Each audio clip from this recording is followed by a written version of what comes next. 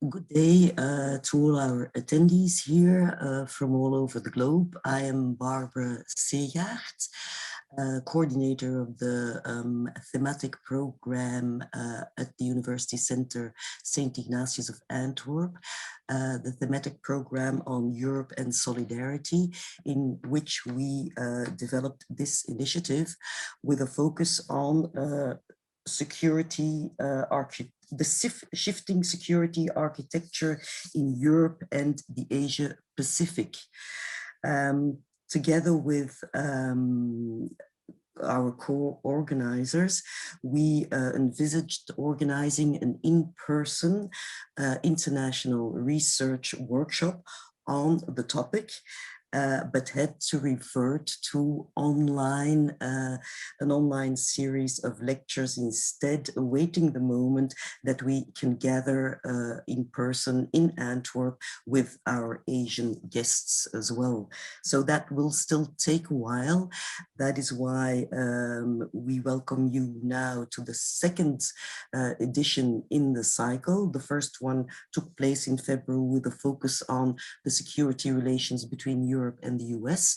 Now we're moving to the other side of the globe with our keynote speaker Yoichiro Sato and Bryce Wakefield as respondent, but I will leave it up to Elena Atanassova-Cornelis, our partner in organizing the workshop and the series, to introduce the speakers of today. I want to present Elena as a senior lecturer in international relations of East Asia at the Department of Politics of our University of Antwerp, and professor at the School of Political and Social Sciences at the Université Catholique de Louvain. She's also a visiting professor at the Brussels School of International Studies of the University of Kent in their Brussels campus.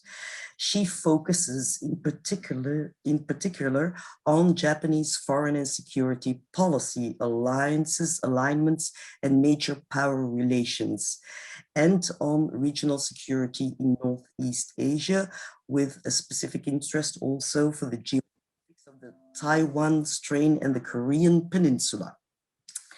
I gladly pass the floor, or in this case, the platform, to her. But before I do so, I do want to mention our other co-organizers and experts: Tom Sauer, a colleague from the University of Antwerp, Sven Biskop from the Egmont Institute in Brussels, and Yoichiro Sato himself is involved in the development of the concept of our initiative.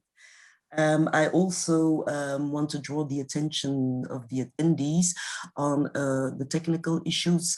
If you as attendees cannot unmute yourself or turn on your video, the only way you can communicate is through writing, either in the Q&A for the specific questions you want to address to our speakers, and you can use the chat to talk to each other, or to signal possible technical problems, which a colleague of mine who's present will then attend to. So I now gladly give the word to Elena. Okay. Well, good morning to everyone here from Europe. Good afternoon, good evening, the Asia Pacific. Very nice to be here. It is really my pleasure and honor to introduce our speakers for this webinar, Professor Yoichiro Sato, who most of you, I can imagine, of people from our audience know very well, and also Dr. Bryce Wakefield. Hello from Australia, from Belgium. Professor Yoichiro Sato, well-known expert on Japanese foreign security policy and Asia-Pacific affairs. To those of you who do not know him, so he is the Dean and Professor at the Department and the Graduate School of Asia-Pacific Studies at Ritsumeikan Asia Pacific University in Beppu, Japan. Previously, he also taught at the US Department of Defense, Asia Pacific Center for Security Studies at Auckland University, Kansai Gaidai Hawaii College, and University of Hawaii. At the Asia Pacific Center for Security Studies, he taught government officials from the United States and some other 40 countries in the Asia Pacific and beyond. He researches and writes in several areas, including Japanese foreign security policy, maritime affairs, US foreign policy and strategy, and international political economy. He has published numerous articles, books, more than 10 academic books, and countless articles and book chapters in various academic journals, think tank outlets, and media.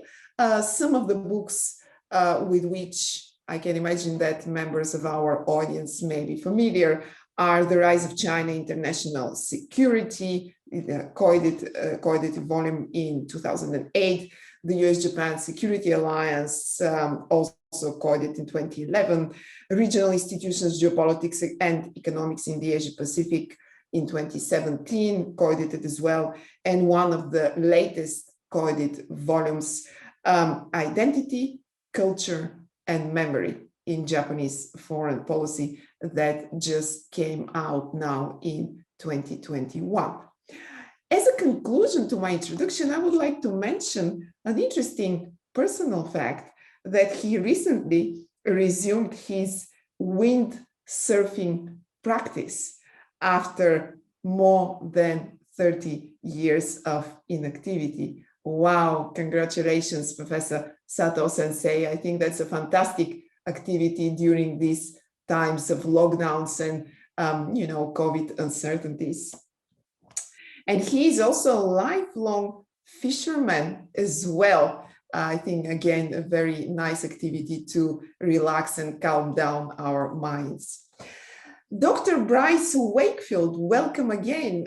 He's the National Executive Director of the Australian Institute of International Affairs and a visiting fellow at the Australian National University.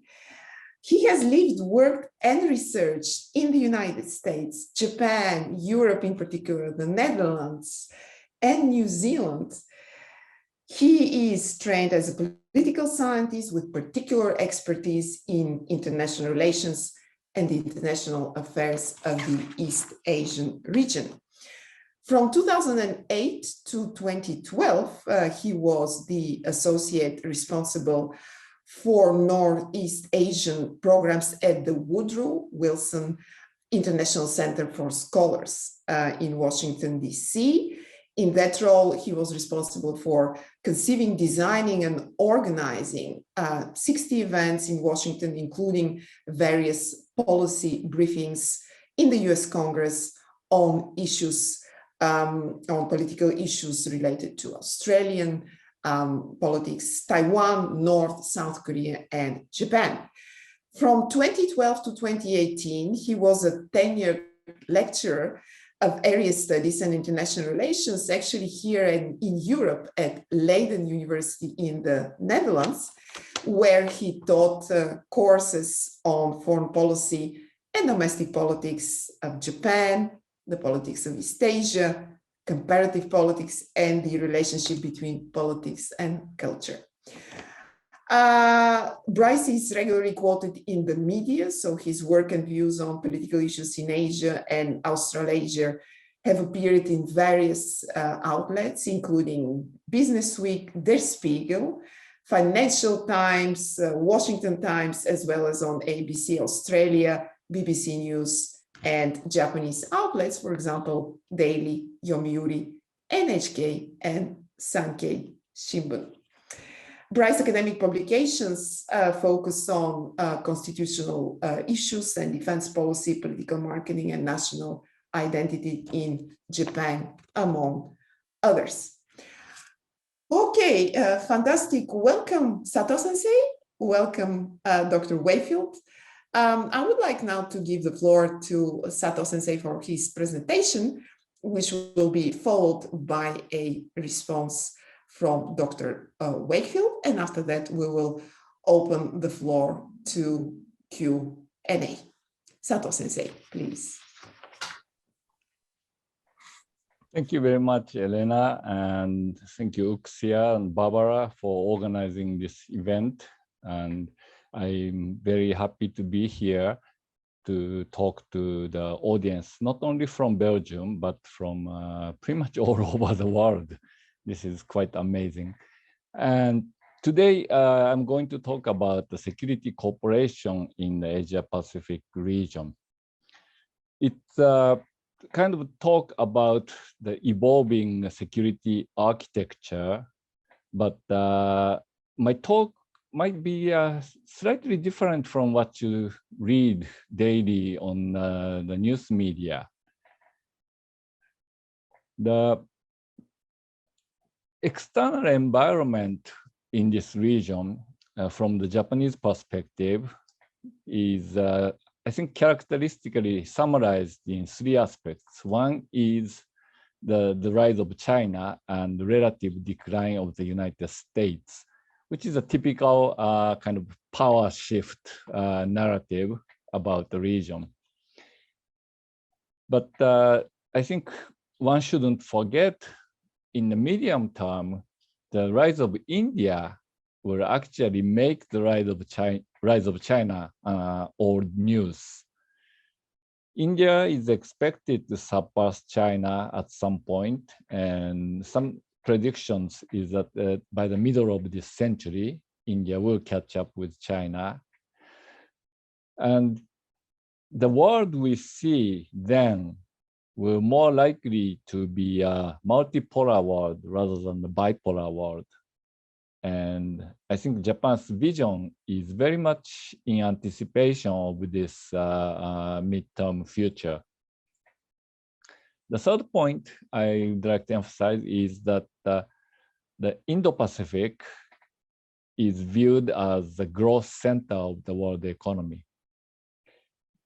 You know, it's been more than, say, 40 years we started talking about something like a trilateral commission.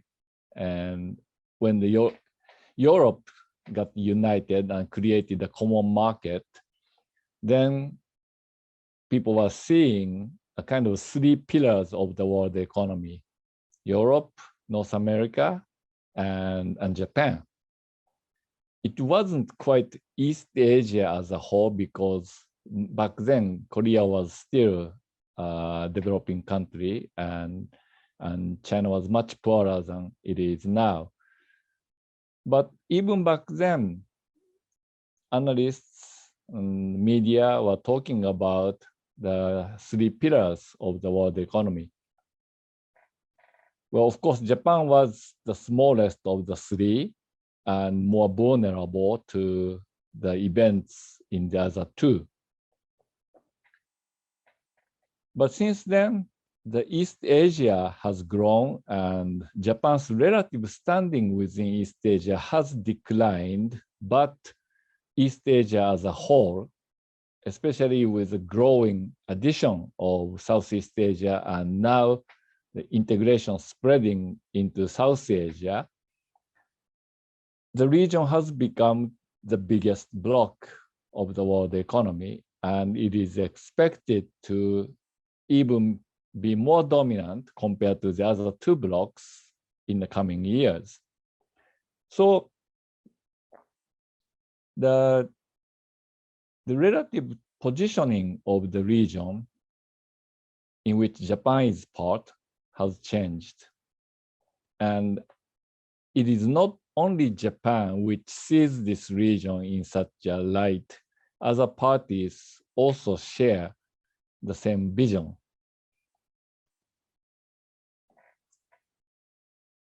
But the US vision about the Indo-Pacific is quite out of touch with the region.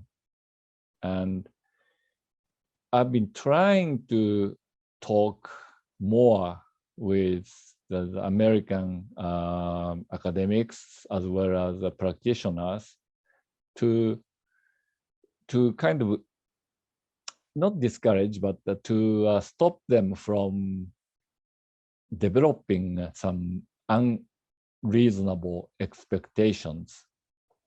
And this is risky because when you have too much expectation which are not met, then the disappointment turns into a kind of backlash against the initial expectation and the country, in this case, Japan. What Japan can do in the Indo-Pacific, what Australia can do in the region, what India can do in the region. I think the Americans need to have realistic expectations, not inflated expectations, if the partnership is to grow. But for the Americans, this Indo-Pacific connectivity is not particularly new. The idea between the Asia-Pacific and Indo-Pacific, earlier, I think we were using the terminology of Asia-Pacific, but then since 2017, when the US President Donald Trump announced the US Indo-Pacific strategy, the new terminology has become dominant. And when Biden won the election, there was some discussion that Biden might stop using Indo-Pacific and start reusing Asia-Pacific. But that has not happened, and Biden has pretty much succeeded the Indo-Pacific terminology from the Trump administration. But it is not correct to attribute the Indo-Pacific to the beginning of the Trump administration, because the US has always had this idea about the connectivity between the Pacific Ocean and the Indian Ocean.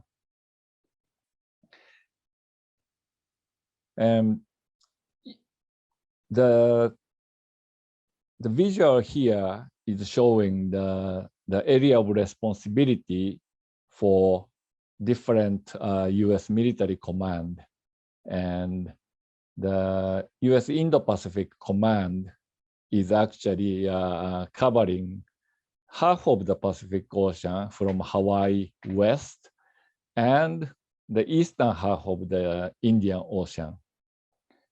But this is nothing more than a redrawing of a boundary, bureaucratic boundary between the different US commands at the occasion of Trump's initiation of the Indo-Pacific strategy and renaming of the previously US Pacific Command. And just to illustrate the point, the US Pacific Command area of responsibility actually went farther west, including all island states in the Indian Ocean region, including Madagascar. But at present, the Madagascar falls under the Africa Command, and some other island states up north in the Indian Ocean, like Comoro Islands, fall under the US Central Command.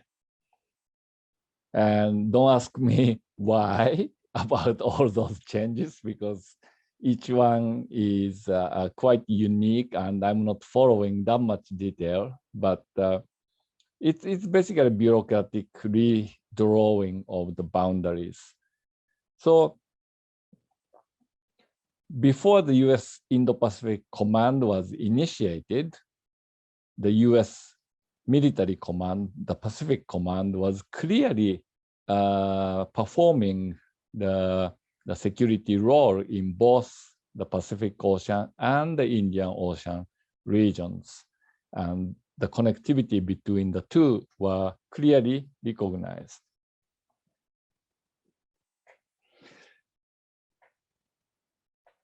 The shift from Asia Pacific to the Indo-Pacific terminology was not only a geographical, but heavily influenced by the political and strategic visions.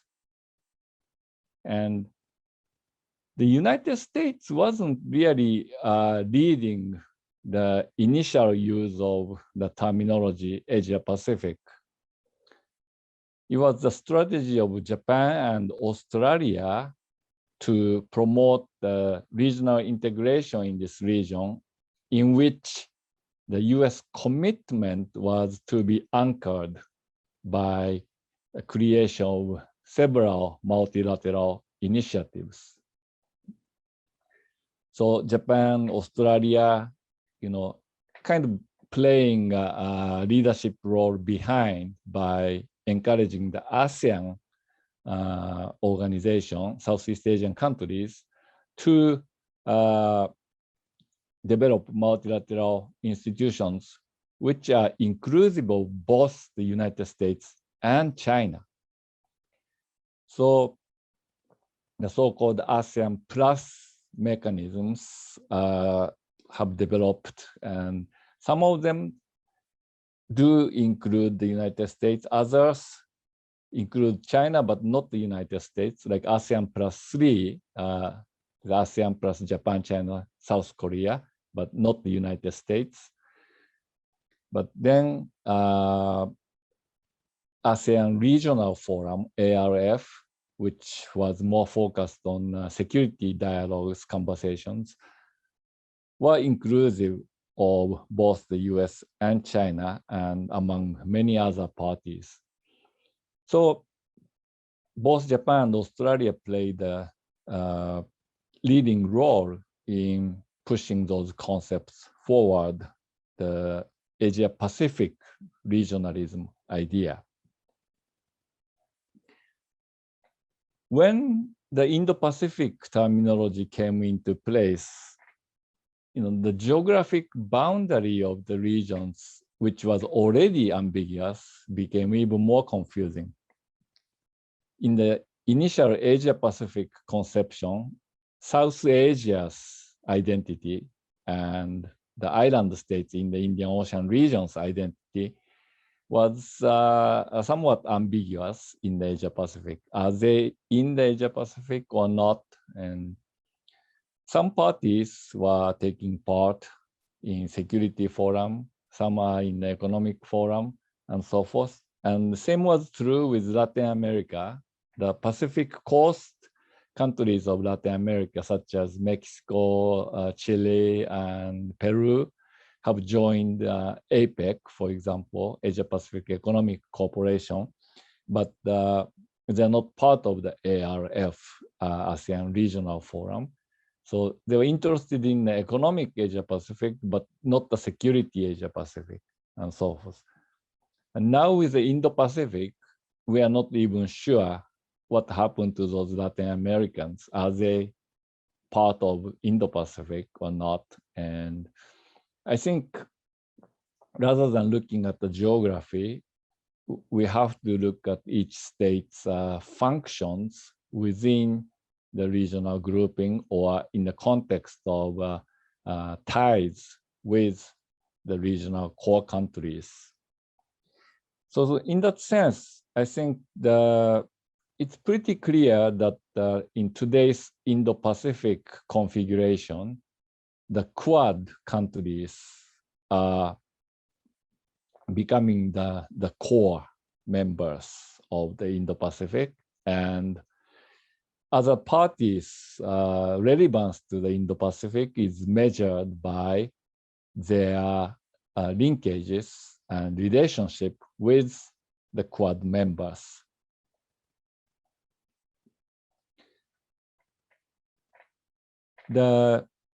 I will just quickly go over more traditional security-focused definition of this region. And from the Cold War time, Japan's trade routes through the Indian Ocean region was considered a security issue. The petroleum imports from the Middle East coming from various choke points through the South China Sea and Southeast Asia. And the defense of the sea lane primarily by the United States, but with the growing cooperation by Japan, was a feature of the latter part of the Cold War period in the 1980s.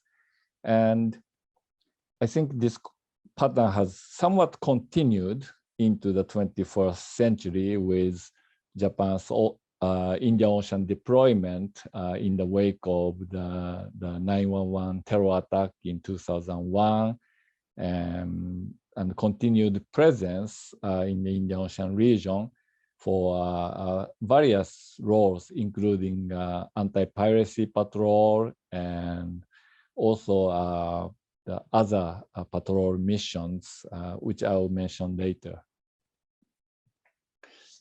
The South China Sea is a very important part of this sea lane security concern, and initial reluctance of both Japan and the United States in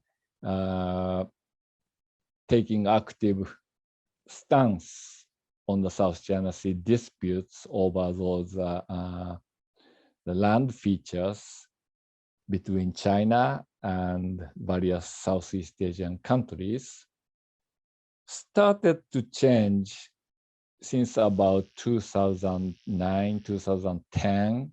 And it's pretty clear that the United Nations, the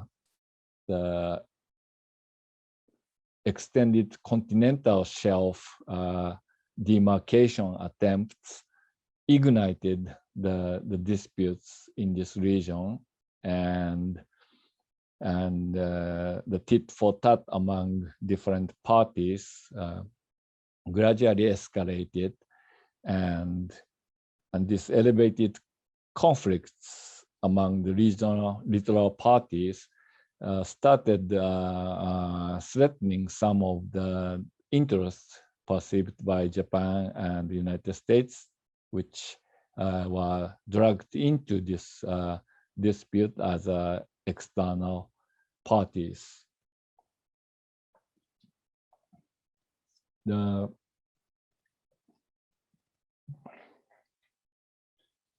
I think I can pretty much skip this slide because I already talked about those trade interests and the role of the US and Japan in the Indian Ocean region. So more recent examples, the anti-piracy patrol. Japan is there in Djibouti and patrolling the Gulf of Aden, and the US and Japan shares base location in Djibouti, and right next to this joint base, China also has a base, and China also operates a patrol mission in this region. More recently, with growing tension between Iran and the United States, and also Iran's involvement in the conflict inside Yemen, okay, resulted in the US request to Japan to dispatch a naval ship, and Japan did take part by sending a vessel to this region.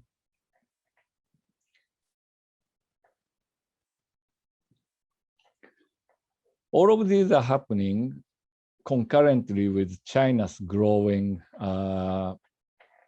activities in the Indian Ocean region under the Belt and Road Initiative. China has been approaching the littoral countries with massive infrastructure aid, or I should say promise of massive infrastructure aid, which didn't quite turn out to be as big as it initially appeared. But in any case, some of the recipient countries were heavily indebted to China, and and already falling into a repayment problem. And whether China will translate this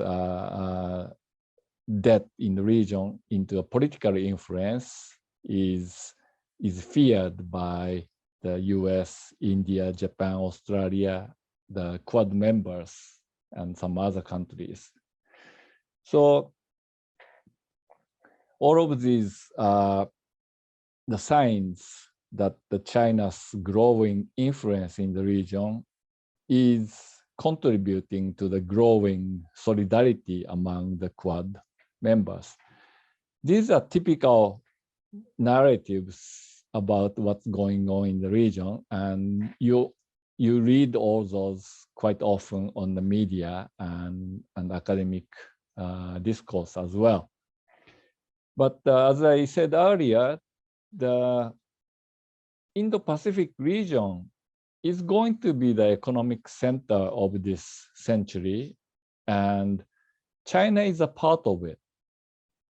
So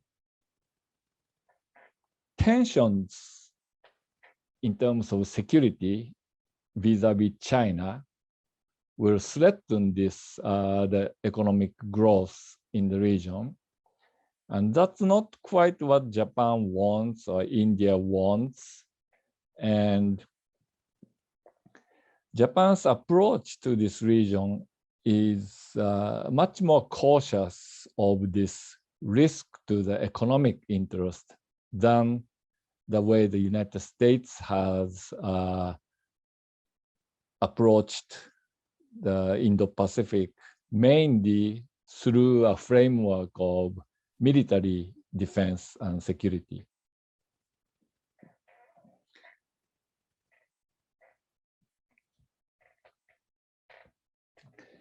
So this is just one forecast by the PwC, and that's I think UK-based company which recently became non-profit. But anyway, China will be the leading economy, closely followed by India, US falling to number 3rd, Japan itself falling to number 8. So the world will look quite different by the mid-century.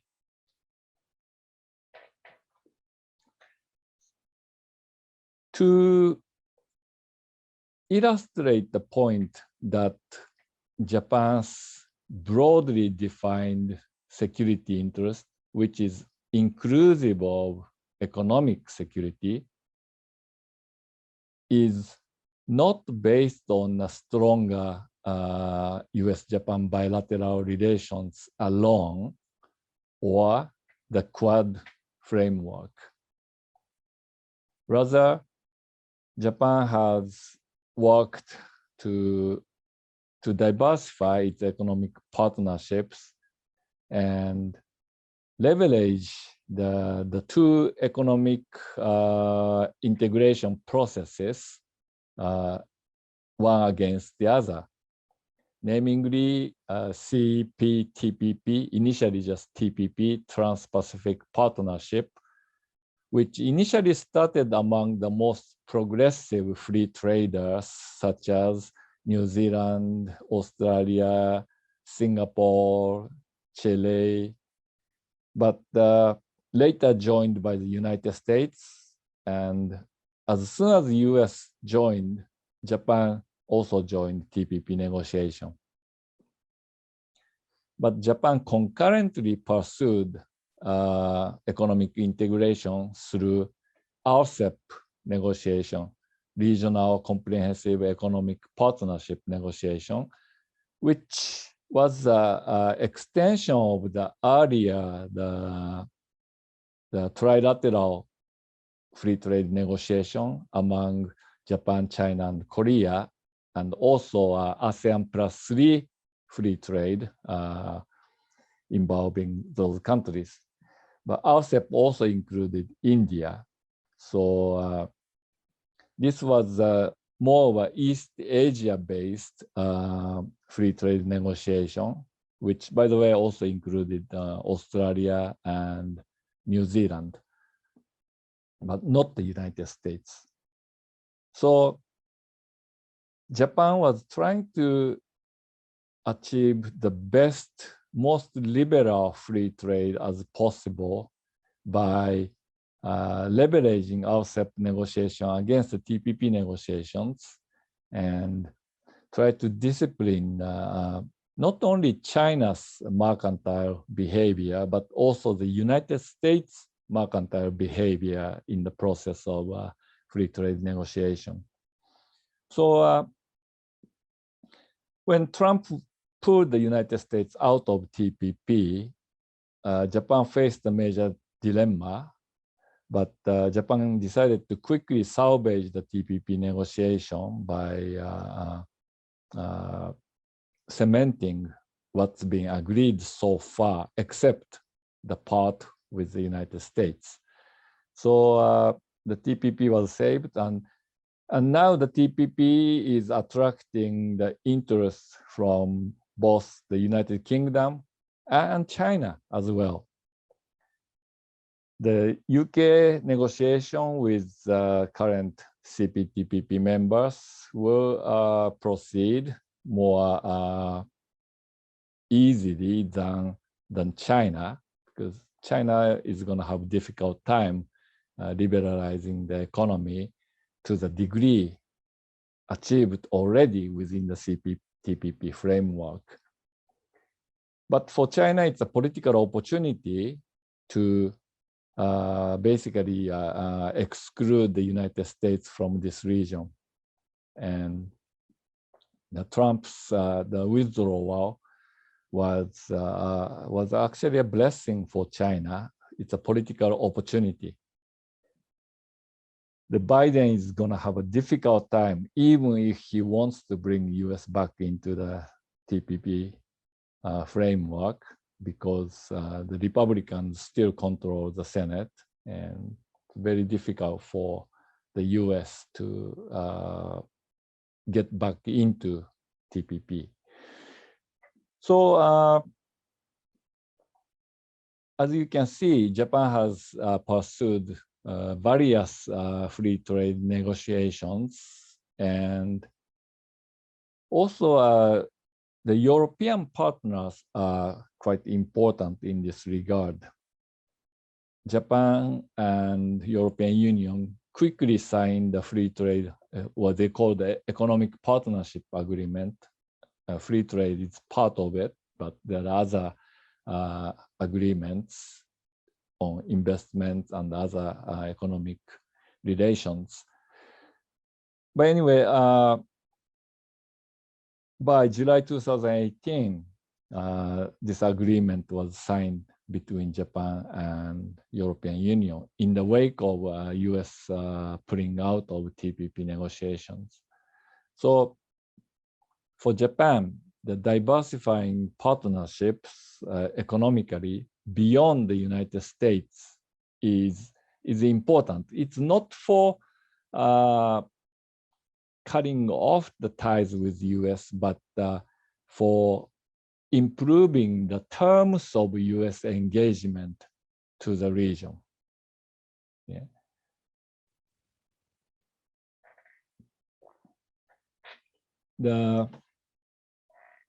The way Japan defines the Indo-Pacific, the language has shifted. Initially, when Abe met Trump in January 2017 and discussed the Indo-Pacific region and the concept, the terminology then was free and open Indo-Pacific. And also it was called Indo-Pacific strategy.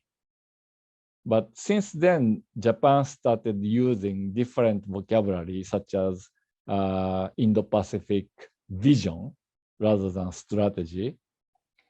And also more recently, Japan has added prosperous to the terminology. So now it's free, open, and prosperous Indo-Pacific.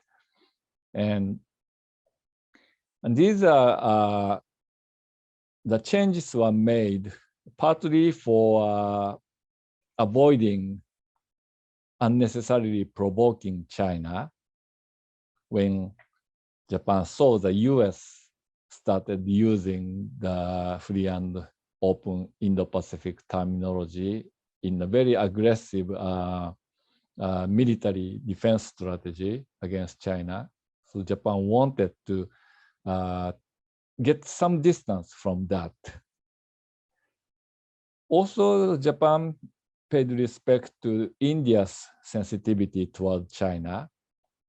Again, India also didn't want to unnecessarily provoke China because, if India talks closer partnership with the Quad countries in the maritime, then China will provoke India on the ground where China expects to drive a wedge between India and the Quad partners. India does not quite expect support in the ground war, border war between China and India. Japan will not help, US will not help, Australia will not help. India understands India has to face China alone. And for that, India doesn't want to unnecessarily provoke China. So with all those reasons, Japan started taking some distance from the Trump administration's Indo-Pacific. So with Biden coming to this region, some of the Trump's legacies will be continued, but the other aspects, the more aggressive part of Trump's strategy will be revised under the new team. And especially some staff members from the Obama administrations, like Kurt Campbell, taking part in the administration's strategy. There will be some return, but the world around the region is not the same as the world in 2009. It's a new, different world in which Biden has to re-articulate the US Indo-Pacific strategy. And I think Elena's hands are moving, so I'll try to wrap up fairly quickly in 2 minutes, maybe. The security partnerships, Japan's attempts at diversifying goes beyond Quad partners.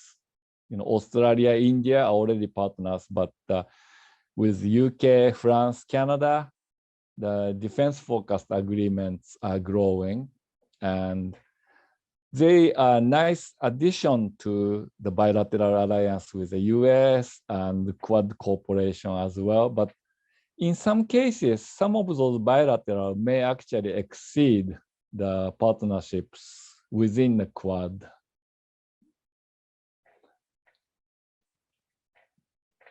So the balance of power, many international relations scholars see what's going on in terms of this balancing theory.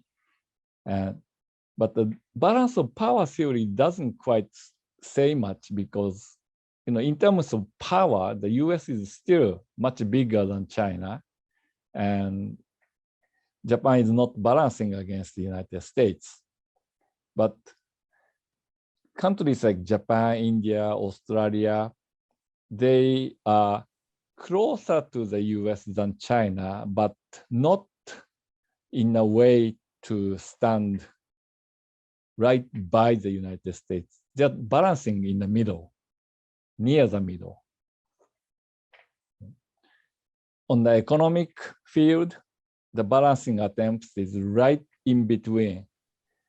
India even closer to China in some regards because India is not ready for free trade.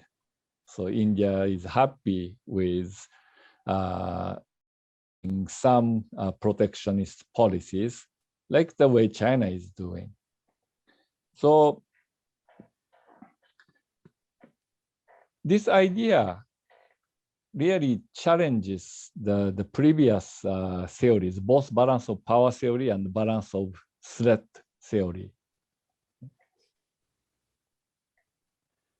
is Japan, India, Australia seeing China as a threat in the same way the US is seeing China as a threat?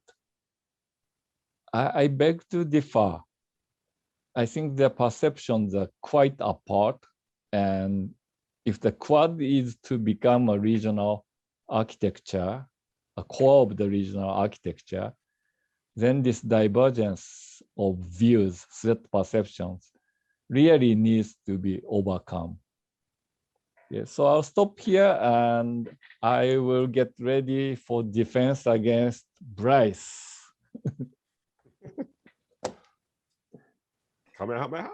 Thank you very much, Sato-sensei. Fascinating presentation that took us through the security and, of course, economic and trade dynamics in the Asia, Indo-Pacific, and looked at the complexities, similarities, differences, competitiveness, if you wish, in the conceptualization of the Indo-Pacific. And indeed, with the final focus of how the region is evolving with this, on the one hand, as you have called it, limited bifurcation in security architecture, whereas we see in the economic and trade relations more movement towards integration, and yet that remains really also clearly competitive with different initiatives pulled by different players, while all trying to collaborate with each other, obviously understanding the significance of confrontation that may have an impact on shared economic interest and dependence on each other. Okay, Bryce Wakefield, please, your comments in about 15 minutes. Yep. Okay, thank you very much. First, I want to thank the Universitäres Centrum Sint Ignatius Antwerp for hosting this event, for inviting me to speak. I want to thank Elena and Barbara for organizing things. Elena, again, for her competent moderation. I also want to thank Yoichiro, as he knows, but you won't. Yoichiro was on my defense committee, or attack committee, I guess, for my PhD, my Viva. He couldn't appear in person. He had to submit written comments, but they were the most critical of the three people on the committee. His questions were the hardest of the examiners, so now it's my turn. Hooray!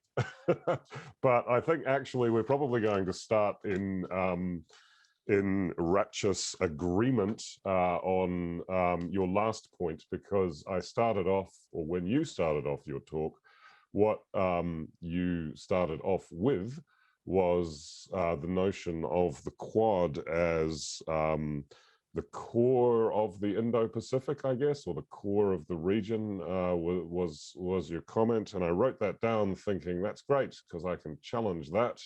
And then you come up with your last slide, which undermines the challenge. But I think it is something that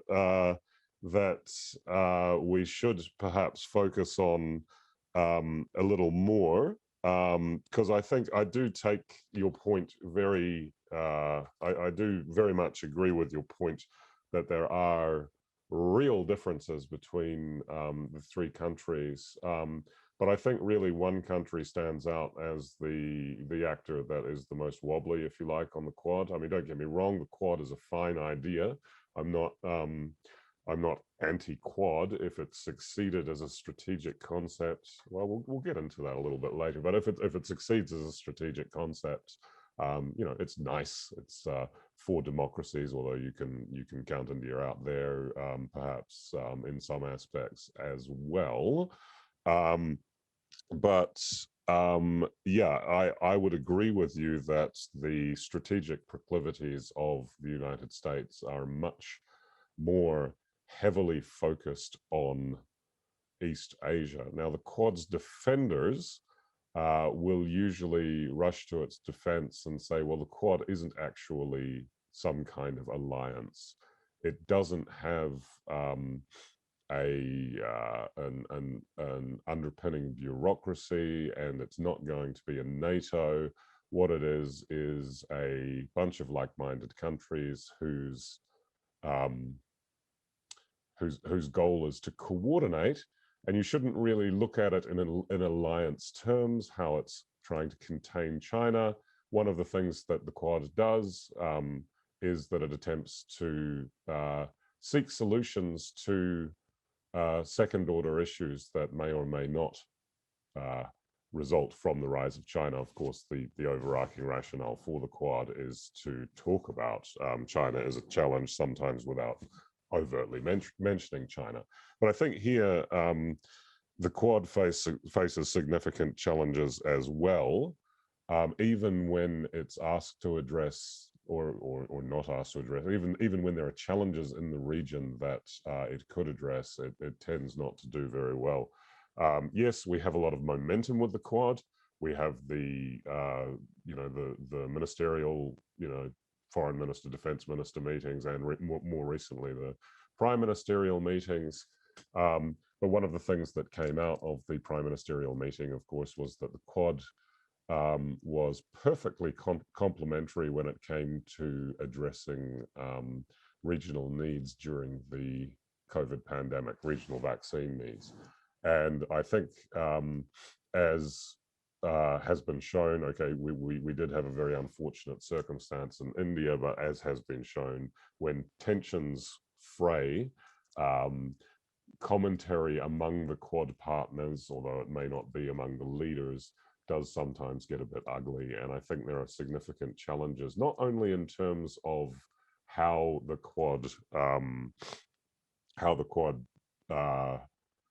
deals with its strategic outlook, but how committed each nation is to the other in general, and how committed each nation is to providing a coordinated response to other challenges in the region, which may or may not be security challenges. Myanmar, for example, springs to mind. There doesn't seem to be any coordination by the Quad that I can see on Myanmar, even though Myanmar is pretty much a challenge which is pre-packaged for Quad attention. So I'd appreciate your comments on that. And so after we turn to the Quad, well, it's kind of related in a way, because the Quad is supposed to be set up as a classic balancing operation, as your graph showed, or your graphic at the end showed. And it's obviously a diplomatic initiative. But I wonder if there isn't a role, because we're focused on great power diplomacy, we tend to miss other forms of diplomacy. And when we talk about diplomacy, people often see diplomacy as a kind of, even in opposition to hardcore strategy or something like that.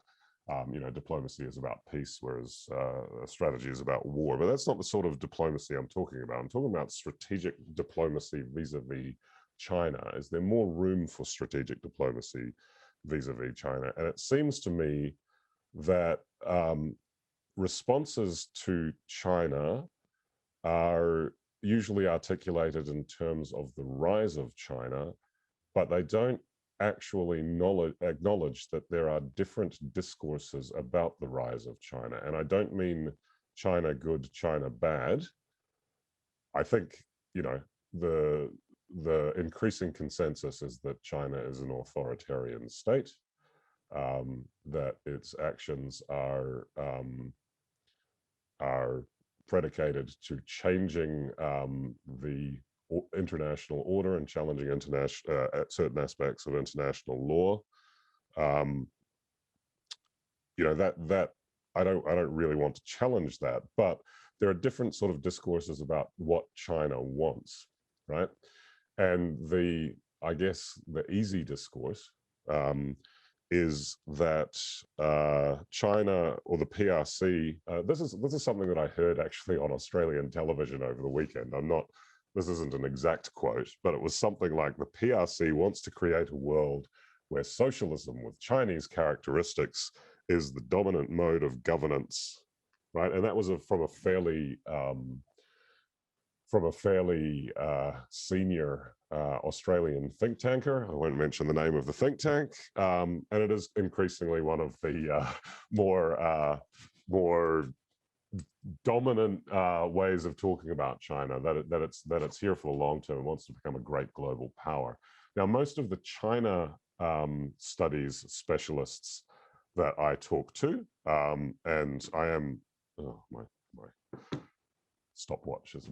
Anyway, most of the China specialists I talk to, and I am not by training, but in my heart, I guess, an area studies specialist. So I like to listen to people who have really deep knowledge of China.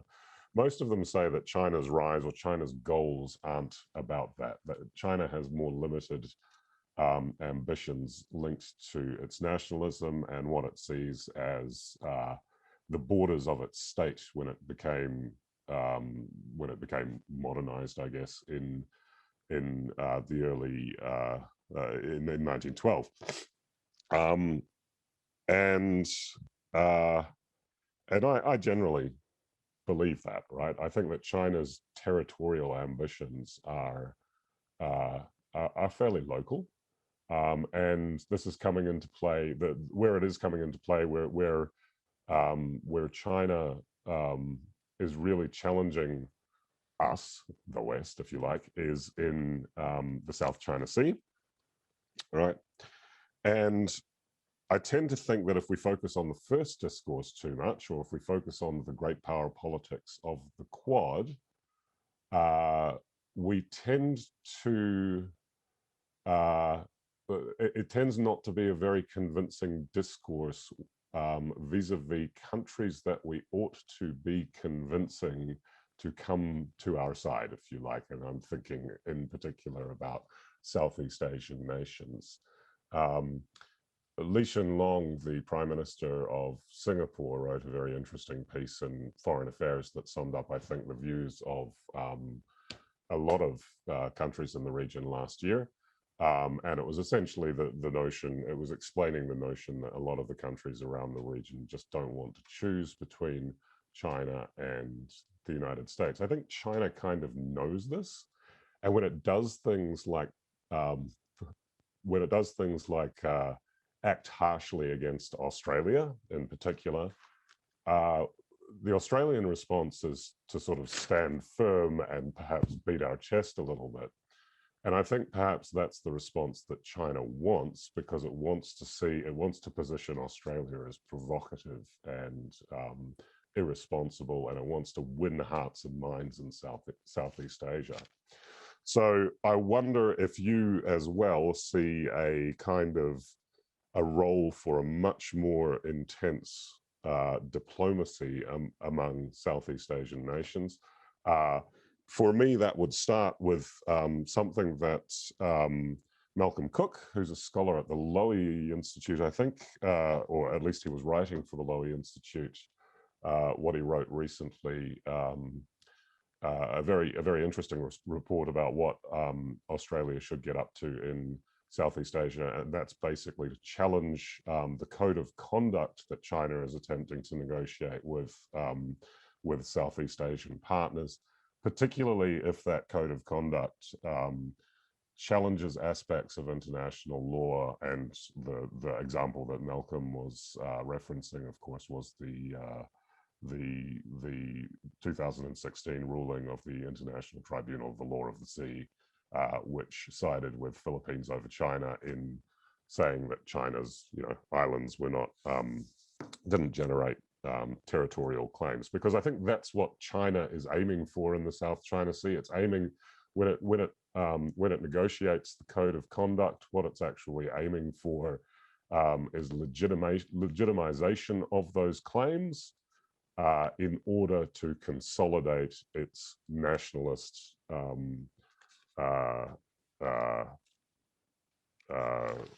claim on those territories.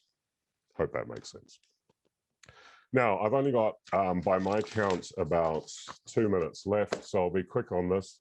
But one thing, 2 minutes, thank you, Elena. One thing that struck me as kind of strange about your talk, given recent debates in Australia, was that there was absolutely nothing, as far as I could tell, and maybe I, was writing while you were talking about it, I don't know, but there was absolutely nothing about Taiwan.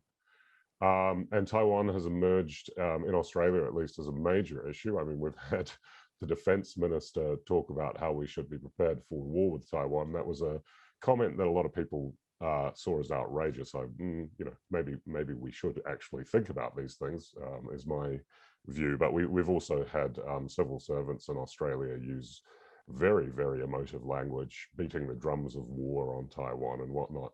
And we are indeed living in a different world where Australia is openly contemplating going to war with China. And I particularly want to focus on, and I'll bring this back to the Quad, I guess, and those strategic differences, the difference between Japan and the United States. I do want you to explain a little bit what Japan's role in a Taiwanese conflict might be. I just for the record, I don't actually think that a Taiwanese conflict over Taiwan is likely, but it would be nice if you could explain what Japan's role would be, given that we know that Joe Biden attempted to coordinate, did coordinate a statement with Suga acknowledging that Taiwan was an important part of Japan's strategic calculus. And the reporting on that, as far as I remember, was that the Japanese were reluctant to do so. Thank you. Many thanks, Bryce, for the fascinating remarks. Indeed, you really focused on some issues that I think, on the smile of Sato-sensei, represent one of some of the core aspects that actually I believe that he can now respond to your, before we start the Q&A, concerning issues that were missing indeed from his presentation. Importantly, one of the things that I was also thinking when I was listening to his presentation, to your comments, is actually where does China come in all that Indo-Pacific perspectives. There, Sato-sensei very nicely explained to us that there are differences in perceptions, in conceptualizations. So does China have any role in those Indo-Pacific narratives? And in particular, what Bryce has pointed out, whether, as you have said, Bryce, whether there's a role for more intense diplomacy for the Southeast Asian nations, right, which have been very concerned of a possible situation whereby they have to choose between the United States and China, nightmare scenario, as a number of Southeast Asian leaders have said repeatedly.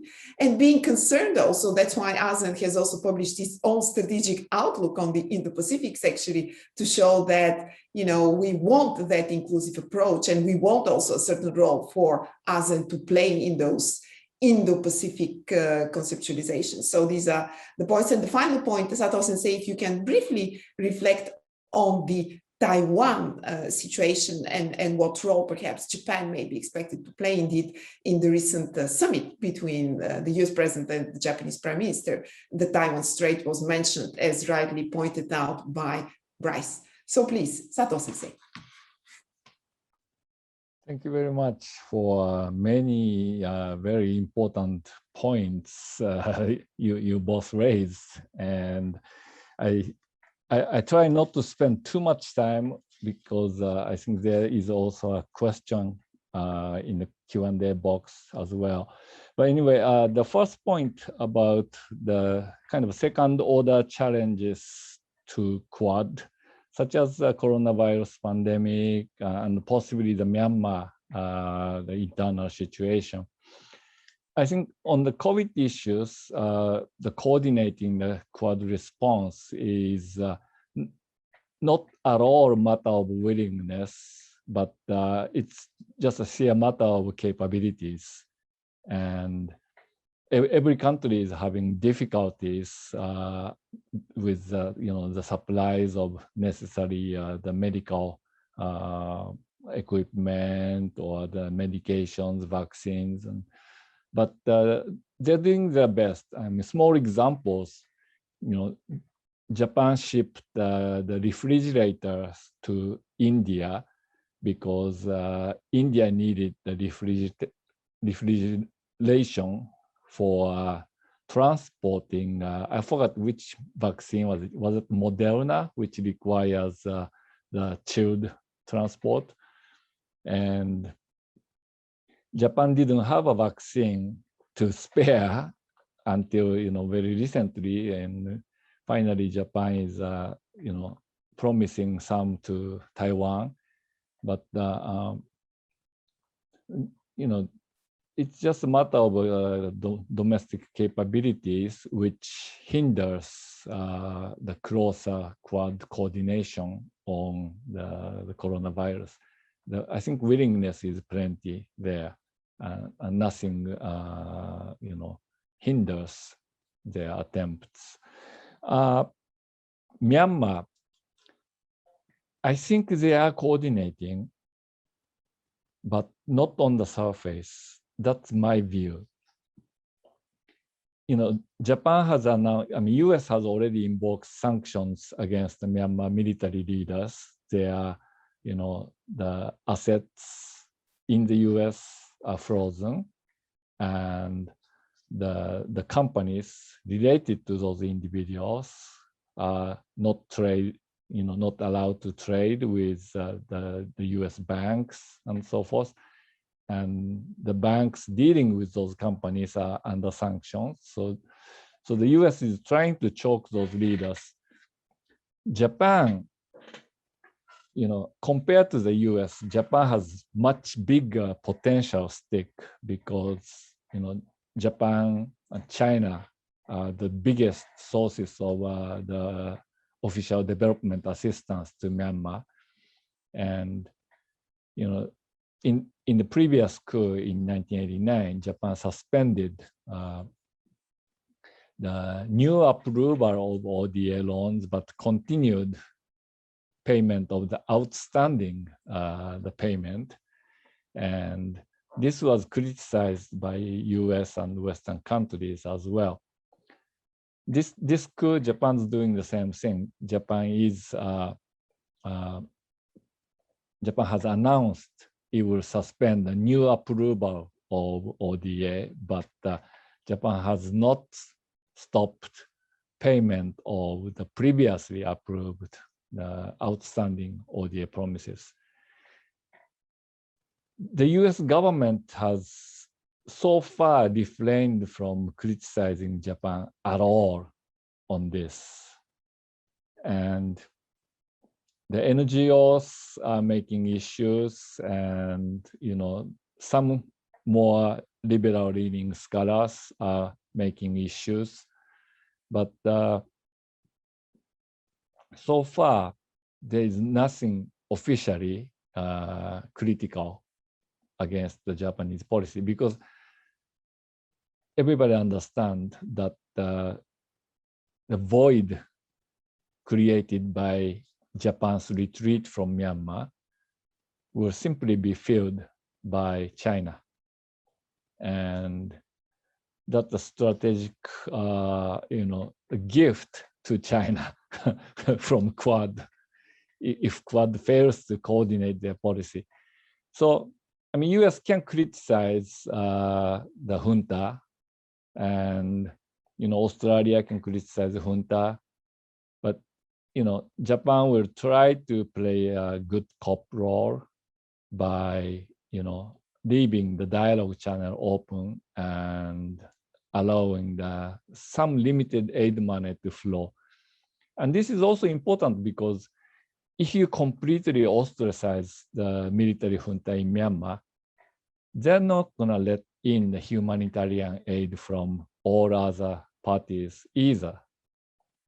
And that will create a bigger problem.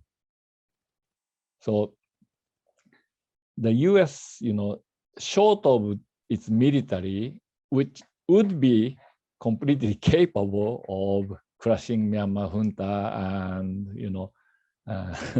but, of course, the US is not going to do that. And the US doesn't have a softer stick.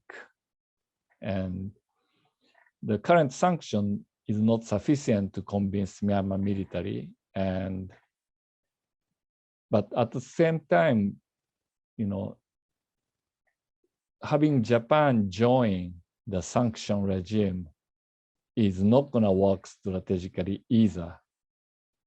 So I think Quad needs to not only coordinate the policies, but also try to be creative, because so far, even Japan's strategy has not reversed the situation. Maybe it has stopped the situation from deteriorating further, maybe, but that's harder to prove because there are so many factors involved.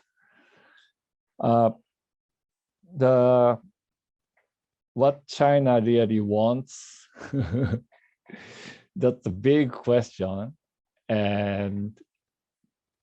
But I would respond by saying this, what the PRC government wants is one thing.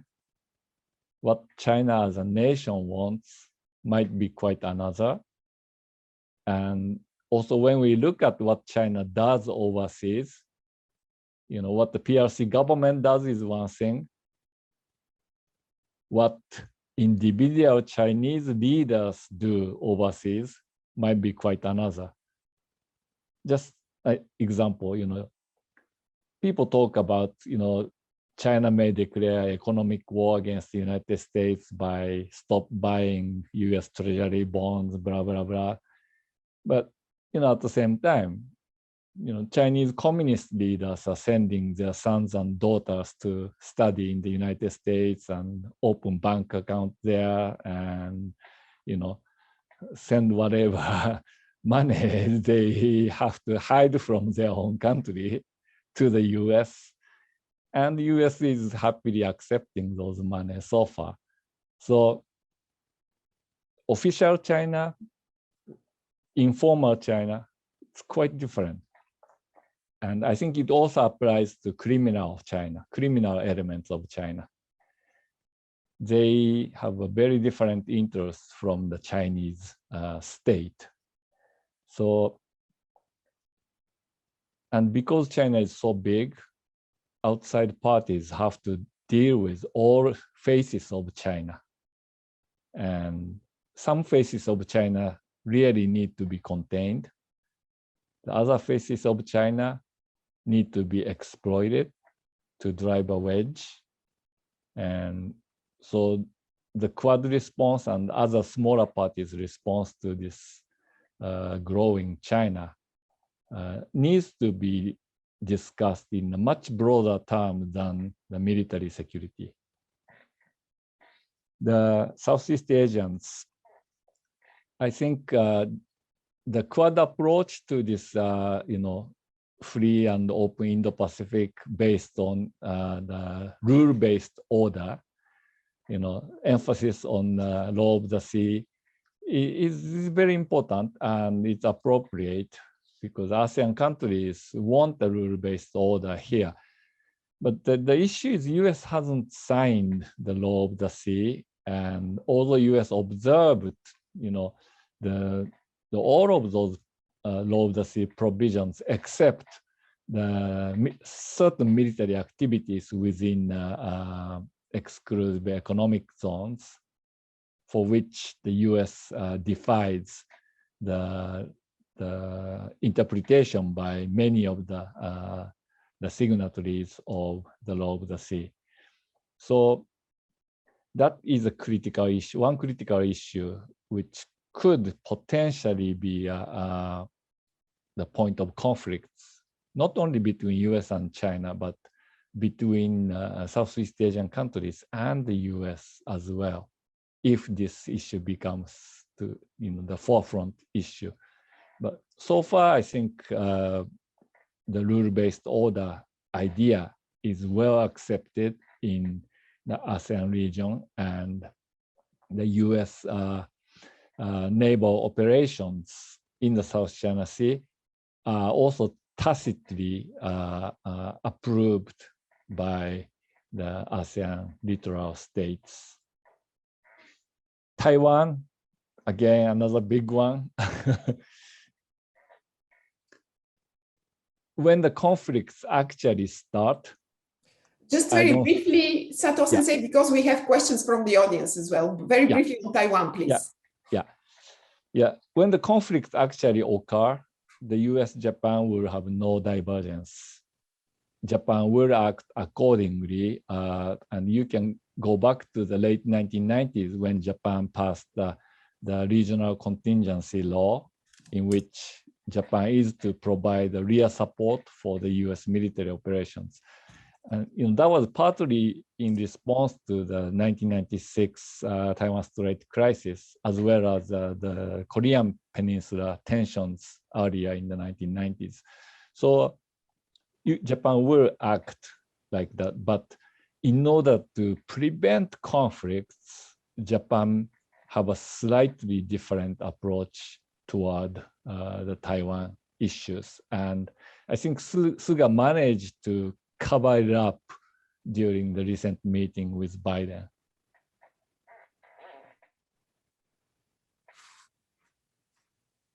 Okay, thank you very much. The sound was somehow delayed on my side. So we have questions from the audience. One is concerning Russia. Actually, something interesting indeed that Sato Sensei have not really covered in the presentation. So the question is actually whether Russia can be taken as a potential serious partner or player by the dominant players of the Asia Pacific. In other words, what are the prospects for Russia to be included somehow in the Asia Pacific equation? Related to it, one member of our audience also is interested in particular how Quad influences the various countries' hedging behavior and engagement vis-a-vis Russia and China.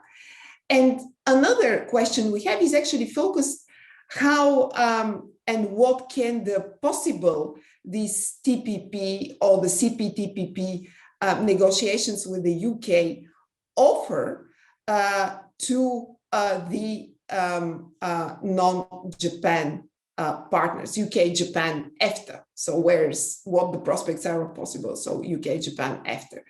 And what can TPP's negotiations with the UK offer? So these are the questions that we have so far. On Russia, Russia's place in the Asia Pacific, this possibility of this influence of Quad's impact on countries' hedging behavior, engagement vis-a-vis China and Russia, and finally the UK, Japan, and possibility of free trade agreement and TPP. Thank you very much. Yes, I didn't talk about Russia, but Russia is important in the sense that at least during the Abe administration, Russia was viewed as a potential partner for Japan. And I can point to, for example, during the Crimea invasion by Russia, the Europeans and United States, they imposed sanctions on Russia, but Japan defied the US and Europeans and entered a negotiation with Putin over the disputed islands. And Japan promised new investment into Russia as a condition of negotiating the possible returns of the two islands. And it was significant because Japan defied the Western countries, but also significant because Japan lowered the negotiation target from 4 islands to two islands. And so in those two regards, Japan played a very kind of new diplomacy and independent of its allies and friends toward Russia. So, but today I think the related to the negotiation, I think Abe came under criticism because it failed, and Abe invited Putin to a really nice traditional inn in his hometown prefecture of Yamaguchi, and Putin came to the negotiation half day late, and I mean, it's typical Russian negotiation tactic, but it became an embarrassment for Abe. And after that, Abe did not quite pursue closer partnership with Russia, and Russians also kind of backed off. So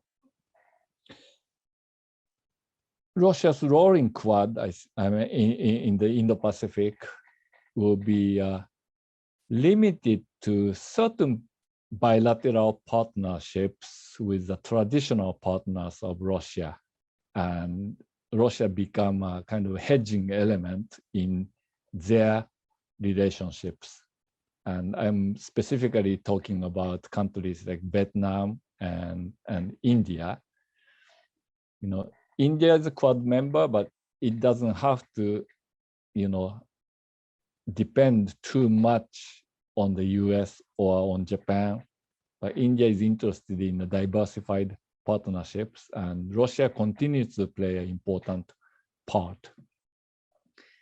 Vietnam's approaching the United States quite eagerly and also approaching Japan, but Vietnam doesn't want to provoke China, and Vietnam doesn't want to sacrifice its existing relationship with Russia.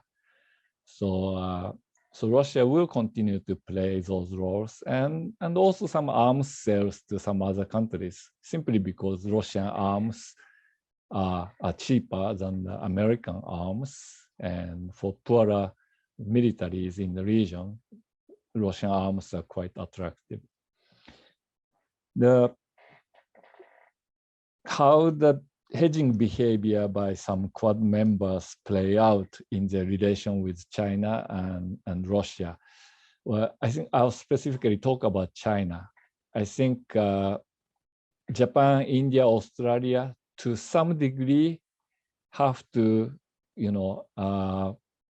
hedge, because the economic relation with China are just way too heavy, and they are not willing to sacrifice those economic interests. And smaller countries like Australia, it really hurts when China, whips Australia trade partners with targeting specific products like wine. I mean, the moment China announced the trade sanction against Australian wine, I went to the liquor shop and about half dozen for support, show of support. They didn't last long, so I had to go buy more. But and I did the same thing with Taiwanese pineapple. But the Quad can actually help each other like that. And if China imposes sanction, then Quad members should counter-impose sanction against China and help out the partners' exports. So anyway, they will hedge to some degree, and this is inevitable. And the US, US itself has a quite significant economic interest in China. And in the disguise of the trade war against China, the US is actually declaring an economic war against allies like Japan and Korea. The US is supposed to be punishing China in high tech for, especially targeting the semiconductor and stuff. But the US is trying to bring the semiconductor manufacturing back into the US soil from Japan, from Taiwan, from Korea. I mean, that's mercantile economic policy in disguise of trade war against China. So to, defend against things like that, also, the Asian countries need to hedge between China and the United States. Okay. the last question, the prospects of UK, Japan, was it? The question essentially reads, what can TPP's negotiations with the UK offer to the non-Japan partners, Okay. Depends on what they want to export to UK, I think. I mean, UK market is not as big as Japan, so its ability to absorb exports from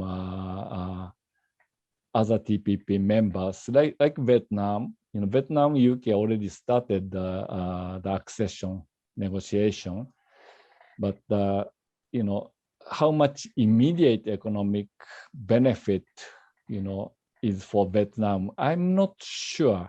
I mean, at present, Vietnam-UK trade is still quite limited, but Vietnam is growing based on the trade diversion from China.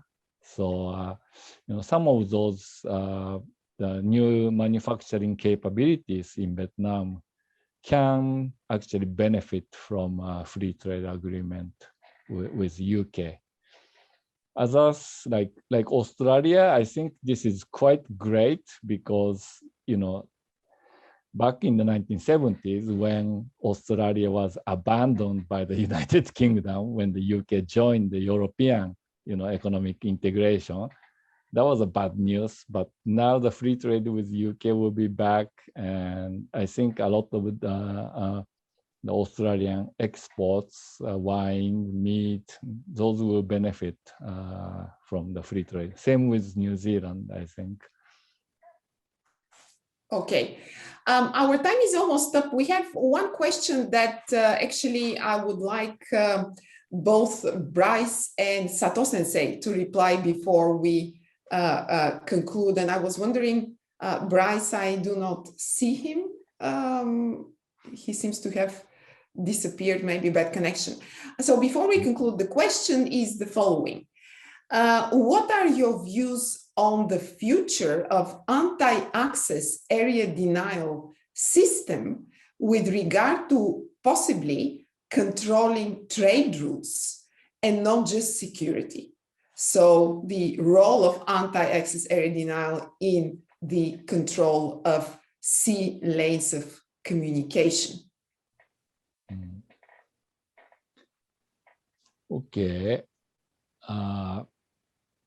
The anti-access area denial capability applied to the military can equally be applied to commercial passages if the country chooses to do so. And I think you have China as a possible user of this capability.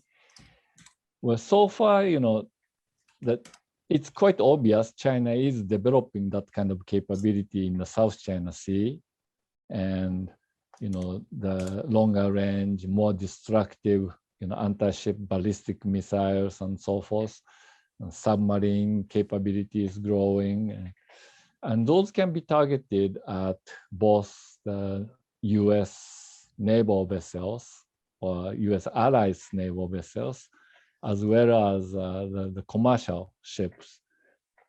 So far, China has said that it doesn't intend to, you know, restrict the passage of commercial vessels, but you know, if the war breaks out, it will be applied to commercial vessels as well.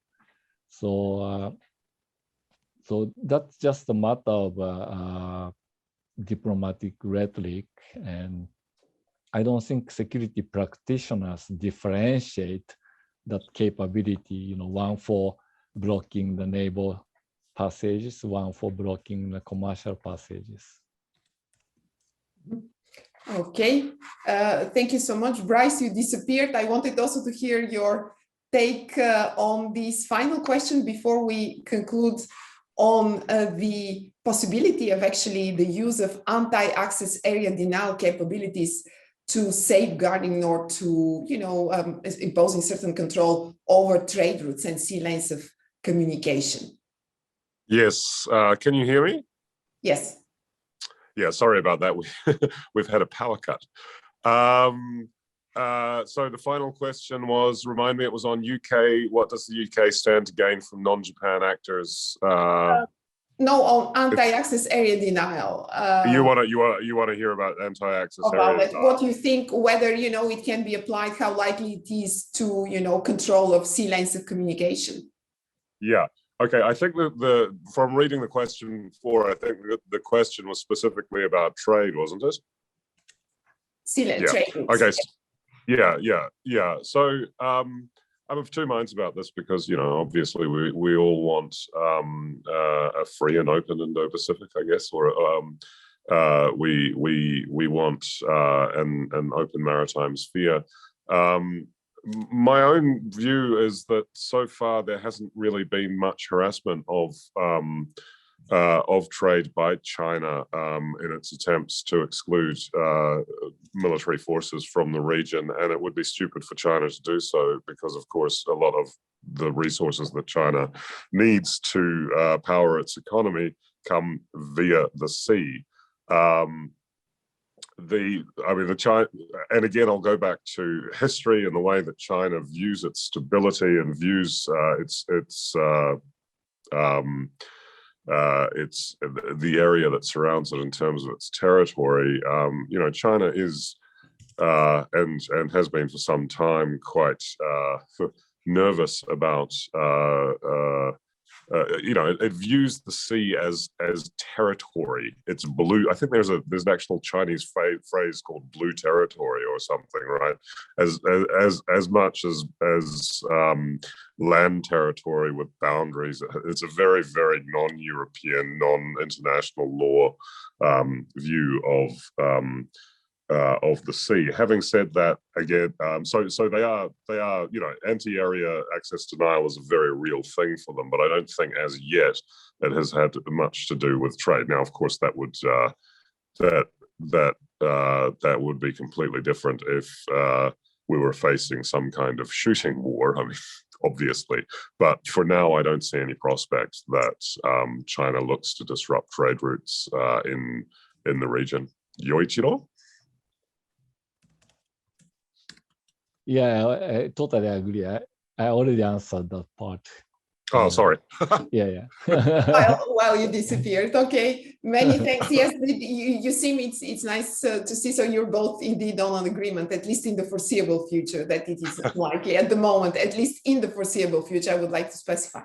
So we have approached the end. I just would like to ask whether Sato-sensei, as our keynote speaker, if you have any final remarks, anything final that you wish to communicate to our audience before we conclude this fantastic webinar.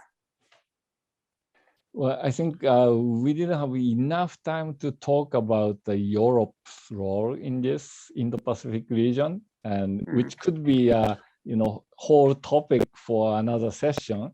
Absolutely. But yeah, I think we need to really pay close attention to what individual European countries have been doing, are going to do, and also the European Union collectively can get itself involved in this Indo-Pacific cooperation. And I think Myanmar will be really a critical case in that regard. It's not going to be a maritime security issues like the Germany and France and UK are currently involved. But I think it's going to be a very important test of European relations with Southeast Asia and broader Indo-Pacific cooperation. Mm-hmm. Well, in Europe, we are having a lot of discussions on the EU's role in the Indo-Pacific and a possible, the Indo-Pacific strategy of the European Union, which is expected actually by September, even though the Council has already communicated some views on the Indo-Pacific, and the Commission is tasked to actually devise that strategy by September. So very right remarks indeed, Sato-sensei, that we have to consider more Europe's role and to engage into in-depth discussions of the possible areas of cooperation and contributions beyond the simple diplomatic rhetoric, I would say. Okay, I would like to thank to Sato-sensei, to Dr. Wakefield very much for your presentations, for your remarks. And despite the challenges of technology, indeed, we have arrived at this at the end of this webinar. I would like to thank very much our audience joining us from various parts of the world. And we will be seeing each other, I hope, in the following editions of our webinars, which are related to our ongoing project on security cooperation alliances alignments in Europe and the Asia Pacific at times of strategic uncertainty. And thank you again, and have a nice evening, have a nice afternoon as well to those who are here in Europe.